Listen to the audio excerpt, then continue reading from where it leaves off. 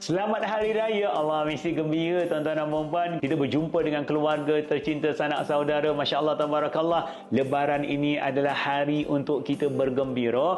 Bukan sekadar nak menunjuk pakaian baru, bukan nak menunjukkan barangan yang baru, jawatan yang baru, tapi kita nak berseronok dengan nikmat yang telah Allah berikan kepada kita di sepanjang bulan Ramadan.